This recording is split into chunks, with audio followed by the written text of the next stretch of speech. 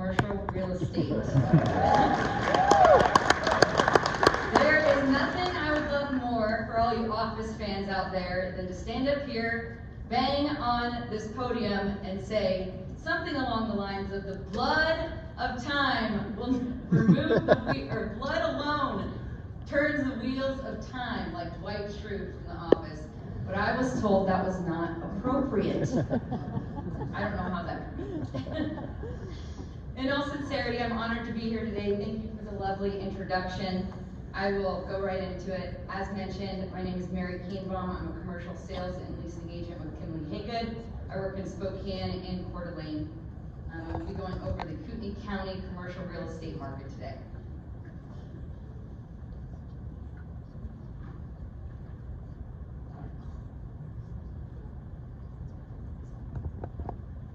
There we go. Took a second. So a brief agenda here. I'll be taking a little different approach. We'll be going over some recent development in Kootenai County, both public and private. Going over market conditions and vacancy rates. We'll take a brief look at what we can expect to see moving forward. Looking at recent development, there's a lot of great projects out there, including development up 95 in Hayden, Coeur d'Alene, Post Falls. We'll be going over 3 today. First of which being the Highway 41 corridor. Second of which being West Post Falls and the State Line area. The third of which being the Atlas Mill site. Looking at Highway 41, $163 million invested to expand Highway 41 and redesign the interchange, $78 million of which specifically for the interchange.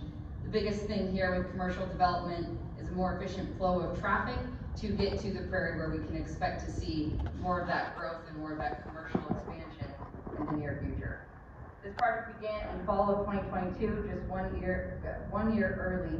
Estimated completion is summer of 2025. Looking at Highway 41, where we can expect to see a lot of that expansion, we really don't have that much room to grow other than along the prairie between Post Falls and Rathdrum. And we can expect to see that, and we have seen that from 2 lanes to 4 lanes. The biggest thing here, and we've heard it time and time again, is the extension of sewer lines.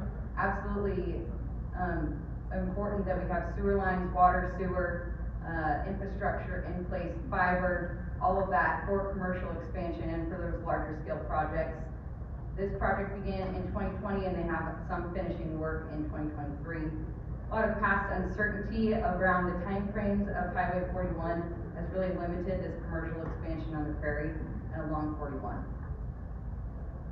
Looking at, we will see moving forward commercial subdivisions now available and marketable, where we would have seen 10, 20, 30, 70 acres for sale with no infrastructure in place. We will see closer to 1, 2, and 5 acre parcels, a lot more palatable for the end user. So a couple of examples here. This listing that you can see on the left is 1 acre parcels along Highway 41 just south of Prairie, going a little more toward I-90 in the center here, and then some pad sites available. So a lot more becoming available and a lot more available to those end users or even smaller scale speculative investors. Just an update, there's been a lot of movement in the State Line area in the past couple of years since COVID. We're looking at the point of Post Falls. This is Cabela's in the lower left-hand corner for your reference. Walmart there in the center. A lot of industrial and multifamily investment. Looking at industrial there in the green, apartments and single family in the blue. A lot to come as it relates to retailers in the area. We'll see an RV park. Expect to see a new medical facility right near I-90. And we can see additional QSRs and retailers such as Starbucks, Popeyes. We'll see Circle K going in across from the Maverick, Dutch Bros, Taco Bell, and of course, we'll be looking at Wendy's, sit-down restaurants, Ambrosia, looking at Napa Auto Parts. So a lot of QSRs going in, and a lot of retailers coming to our area. Orienting ourselves a little further east, we're looking at Pleasant View and Expo Parkway. You can see Southeast Way there along the top of the screen. A lot of existing single family and multifamily in the area.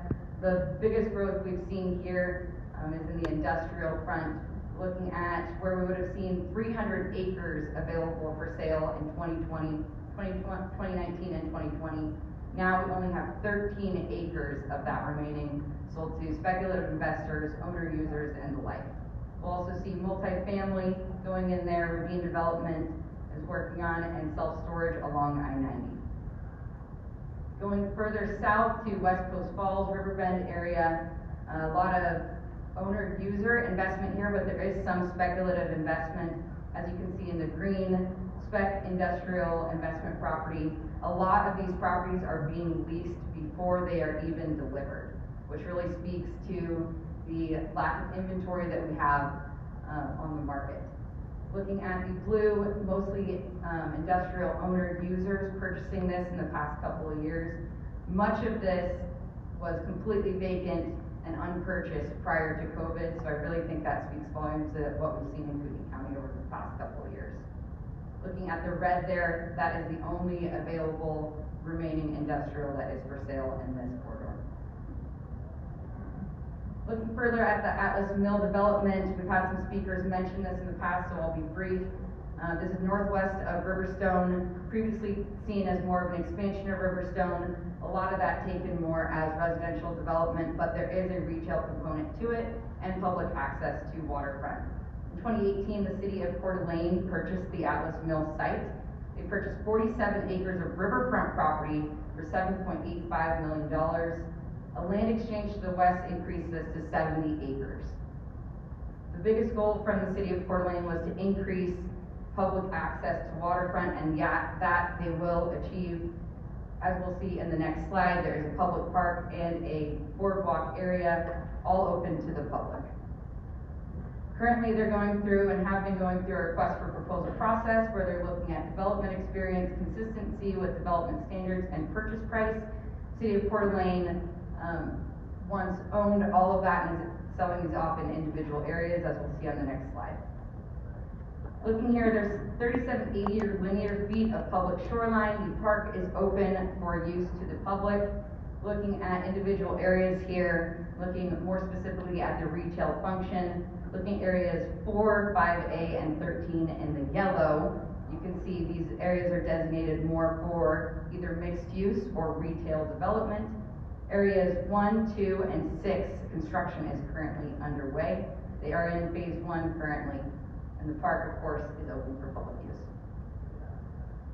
Shifting gears a little bit here and looking at vacancy rates, looking at office first and foremost, looking at 13% in 2013, stepping back and looking at the long term here, goes down to 11, starts to get to that healthier rate by 2017.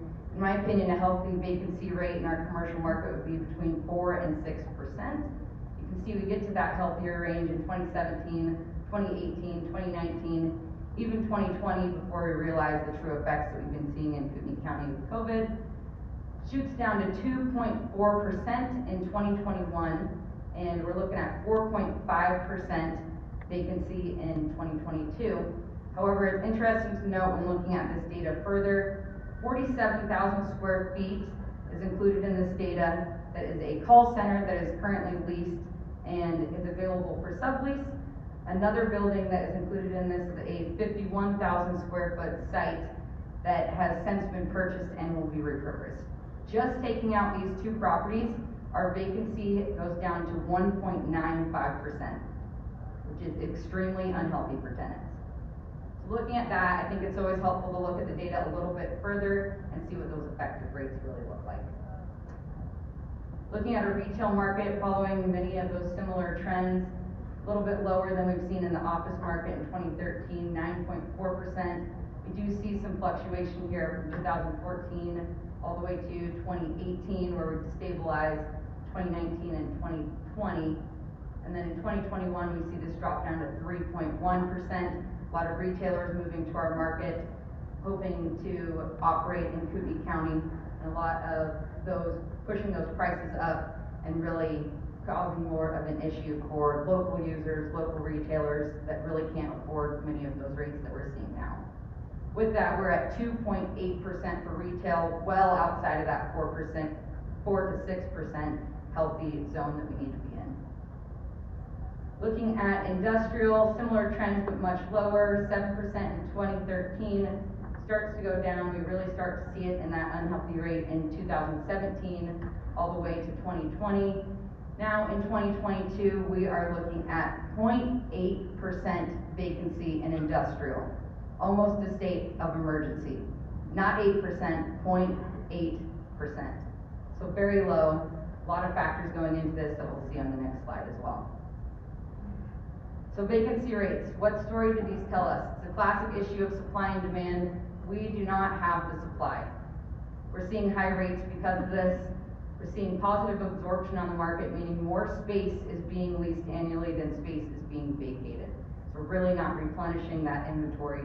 We're not keeping up with the demand currently. Some of the root causes of this, I feel like a broken record with everyone that's presented today. High construction costs. This continues to affect our real estate market. High land acquisition costs in the commercial front. Don't necessarily expect to see that change moving forward. That is contributing to the issue of limited supply. Previously, we would see expensive integration of infrastructure. Now we're seeing that lessen as we've seen on Highway 41, where a lot of that infrastructure is being integrated and creating a lot more opportunity to really develop.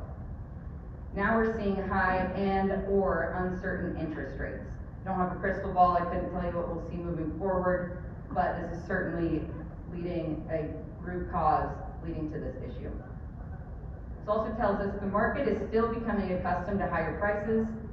You go to the grocery store, the prices are higher. You go out to eat, prices are higher. Rates are higher. Across the board, Kootenai County is still becoming accustomed to these new rates that we're seeing on the market, these new prices, no matter what sector you're in. This doesn't happen overnight.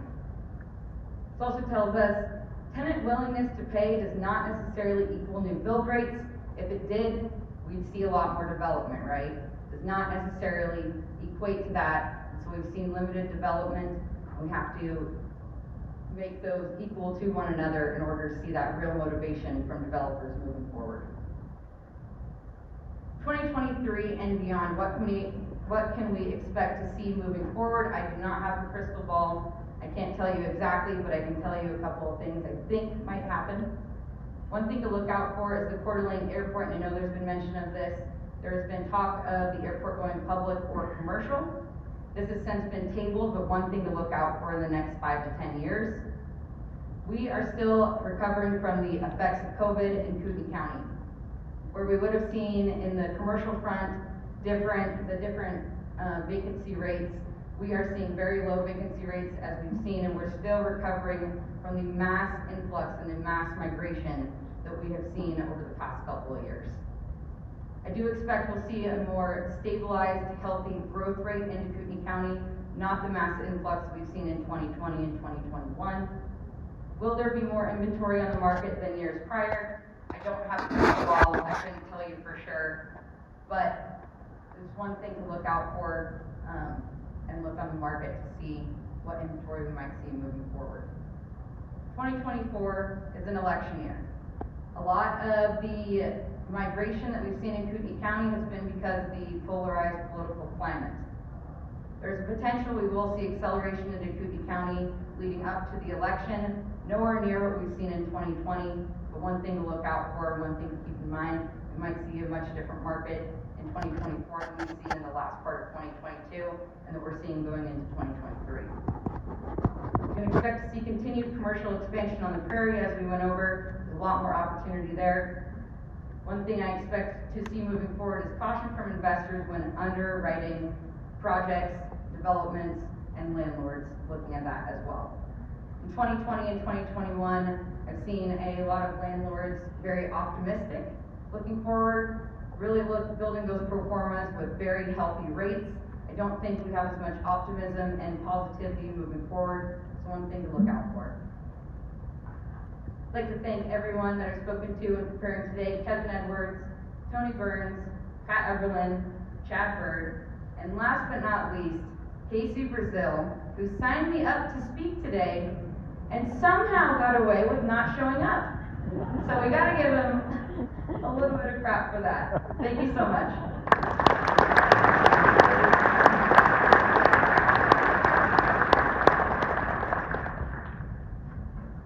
Thank you so much, Mary. and it is very exciting to see women advance in such a prestigious, honorable industry.